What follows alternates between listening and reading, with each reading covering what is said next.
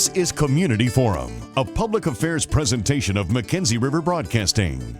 Each week, we learn about issues affecting our community with your host, Tracy Berry. Mackenzie River Broadcasting is a proud sponsor of the Komen Eugene Race for the Cure, and this is Race for the Cure weekend. So our guest this morning from the Komen organization, Suzanne Gorham, the Director of Marketing and Communications, and Toni Mountain, who's their Survivor Programs Manager. And boy, talk about topical. As people are listening to this morning, the whole Komen Eugene Race for the Cure is gearing up over at Autzen Stadium. So if folks want to stop by, there's a lot going on as soon as you listen to this broadcast. There is. The festival at Autzen is open at 6:30 this morning. So already open. Already open. So if you want to come on down, there's there's entertainment.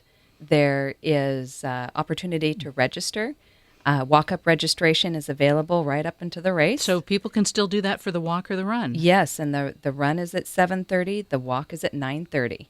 Well, I mean, if you're waking up and you're thinking, I need my morning workout anyhow. And there is something, it's one thing to read about the Komen Race for the Cure. It is quite another to actually be there and not just see the event, but meet the people and feel the commitment. It really is. And especially at the finish line, that is truly magical to watch the survivors with their pink shirts cross that finish line. It means more than just running the race.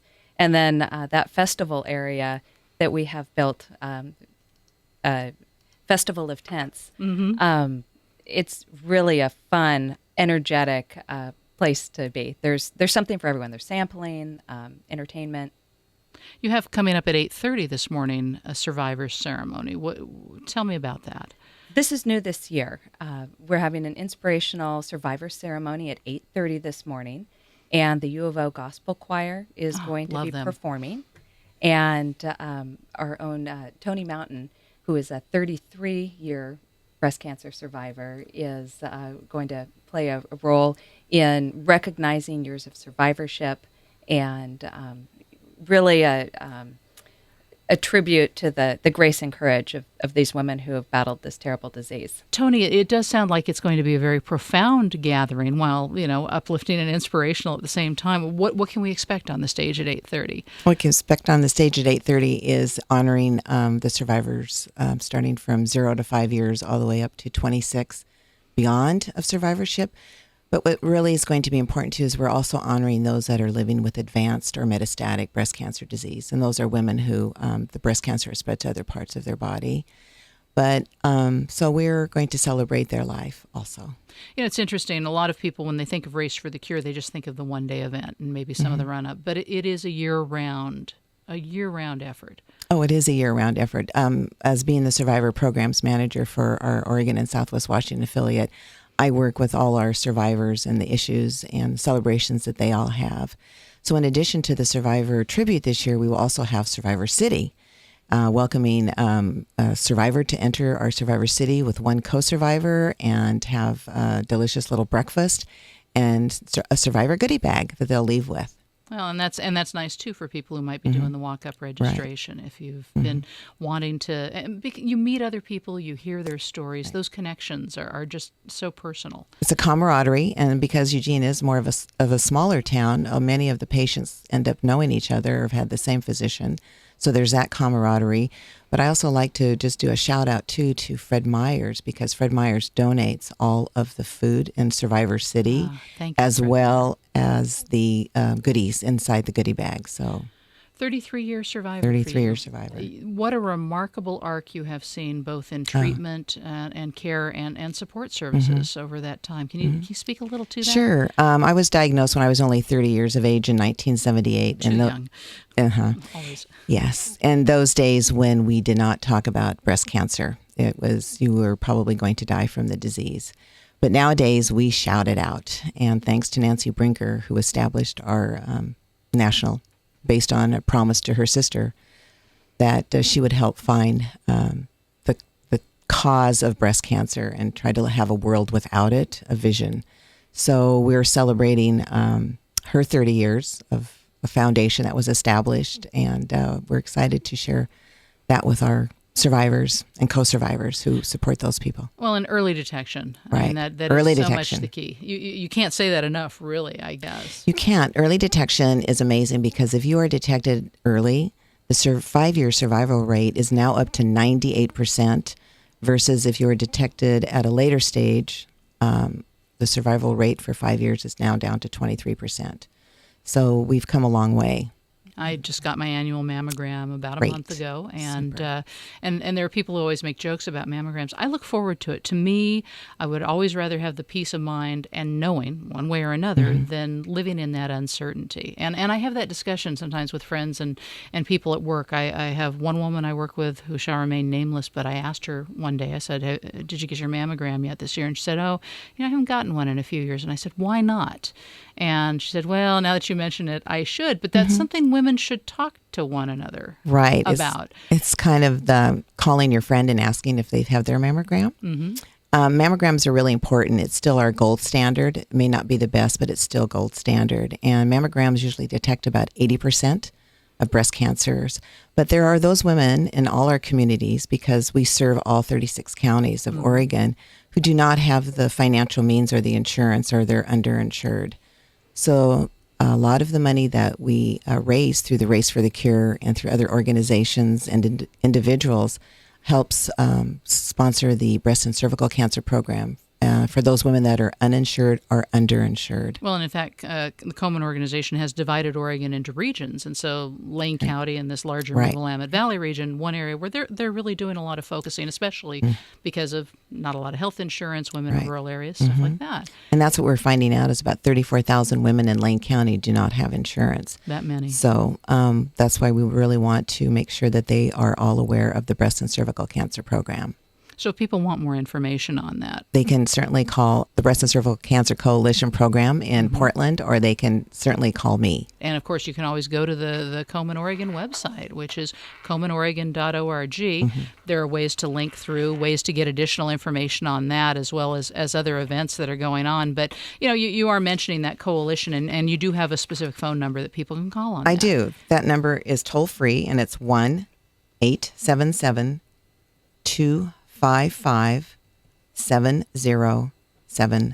So that's 1-877-255-7070. That's 1-877-255-7070. But once again, if you go to the komenoregon.org website, you can also link there. You can find the phone number. So if you're in your car right now driving, we don't want you to text it to yourself or anything like that. But we do have a lot of rural areas in Oregon, so access sometimes is a challenge. We have growing numbers of unemployed and people without health insurance. So that is an area where you really are targeting. We are really targeting to help, and also Komen partners with the American Cancer Society for transportation grants for those individuals who do live in rural areas, because one of my jobs with the community programs director in Portland is we travel during the summer to these rural areas to let them know all of the resources that are available. So there are transportation grants, so women who live 150 miles from the closest medical facility can still have access to a screening mammogram. That is really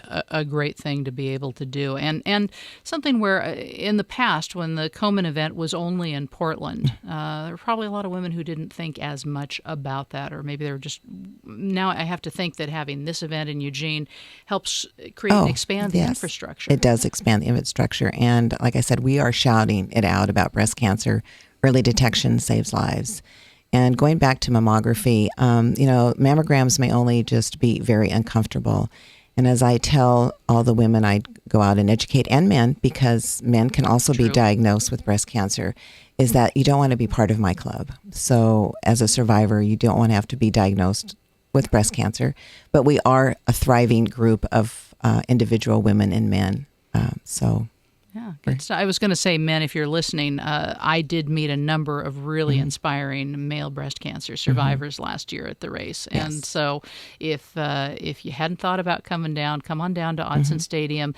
You can just stop and chat and mingle with people, or you can do the walk-up registration because, again, another chance to just meet people and make some real connections for life. And Tracy, I just want to reiterate regarding men being diagnosed with breast cancer in the year 2012, this year, approximately 1,900 men will be diagnosed with breast cancer, and roughly about 400 will pass away from the disease just because they're not aware that it could happen to them. So they're diagnosed when it's a little more aggressive. Well, and another thing too, men, is that even if you don't have a breast cancer diagnosis, I'm sure that there are women in your life who've been touched by breast cancer. And that's another reason I think that so many people pull together. Maybe it's your wife or your sister or your mother or a close friend or a coworker. I think anyone who stops to think about it is going to realize in some way their life is impacted by this. It is. It is a family disease. If you're just joining us, good morning. You're listening to Community Forum from Mackenzie River Broadcasting. Tracy Berry along with Toni Mountain and Suzanne Gorham. We're talking about the Komen Eugene Race for the Cure. It's getting underway at Autzen Stadium this morning and encouraging you to go by and check it out. Or if you're unable to get by today, go to KomenOregon.org. Read up on that and all of the related services. And Suzanne, I think that one of the things that interested me as I was reading a bit about some of the efforts with Komen Oregon, Toni was talking about efforts to help women who maybe don't have health coverage, things like that. But a lot of women also talking about how to get more involved with your partner Oregon imaging centers and maybe do some mammogram parties so that you've got ways for you and your friends and your family to all get out there. Talk about that a little. Oregon imaging centers had a great idea about creating an opportunity to make mammograms, even though that might not be as fun, but make it an event and to get a group of friends together. Peer pressure works, like you were saying. Having asked your friends if they've had their mammogram. This is a good way to make it happen. And it's one of those things. It's important, but not urgent. And we really want to find ways for women who are over 40, they need their mammogram. We want to give them incentive to go ahead and do it. Yeah. I was going to say, by the way, I've never had a bad experience at any of my mammograms. It's always been fascinating conversation with whoever's handling, the clinical side of things. And it's just, I feel, like I said, I feel better knowing that I've had that annual imaging done. So that's a great thing. I hear you there. I had my first one this year, and I was a little bit nervous. I actually called. You were nervous about it? I was a little nervous about it. I've been in here. I work with breast cancer survivors, and I know that early detection saves lives, but still there was just that little bit of anxiety having my first one, and it was so easy. It really was. There was no reason to be anxious at all, and I will absolutely get my annual screening mammogram because early detection saves lives. You have daughters. I do. I have got 3 daughters. This probably adds a profound dimension to that. It absolutely does, because I want to live a long life for them, and I want this disease. I don't want them to fear a diagnosis of breast cancer when they grow up. So for someone who's listening who's still maybe a little hesitant about getting informed or getting involved, what would you say to them? It's a great way is to come down to the race. That is our largest breast cancer awareness event. And I think if you experience that there's information available, you see just a group of people supporting breast cancer and awareness and survivorship, that's a great first step. Also, visiting our website at KomenOregon.org. There is so many resources online to go look at. And for the race itself this morning, you're making it even easier for folks to get over to Autzen. Why don't you talk about that? We are in year 2. We have tried to address all of the logistic challenges that we had last year. Of course. Everyone just wanted to be there. Everyone wanted to be there. It was like going into an Autzen football game. It really was. And I think we exceeded anybody's expectations with the number of people that wanted to join us when it was raining sideways. But this year we've added free bus shuttles, 2 locations, one at Valley River Center and the other at Sacred Heart Medical Center, River Bend. Both of those shuttle locations will start continuous routes beginning at 6 a.m.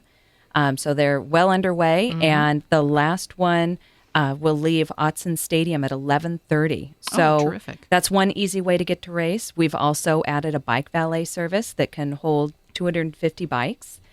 We have added the Masonics generously donated their space. So we've got the parking available there, as well as entry 4 at Autzen. And then, of course, once again, Toni, we have that survivor ceremony coming up at 8:30. So all sorts of information there. I asked Suzanne this, but I'll ask you this as well. For people who've maybe hesitated coming to the event or getting more informed, why should they?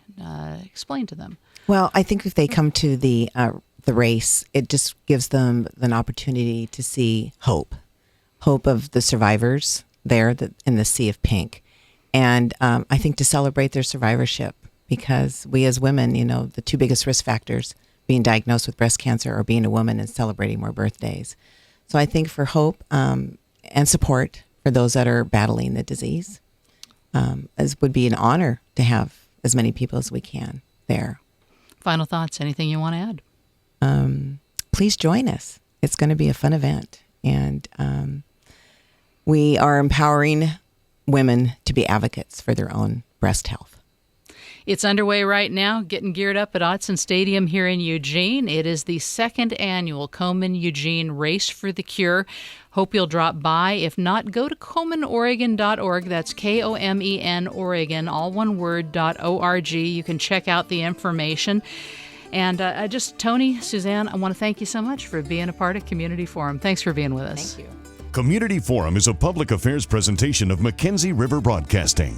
If you have questions, comments, or your organization is interested in taking part in a future program, we'd like to hear from you. Send your letter to Mackenzie River Broadcasting, Attention Public Affairs, 925 Country Club Road, Suite 200, Eugene, Oregon, 97401. Thanks for joining us. Tune in again next week.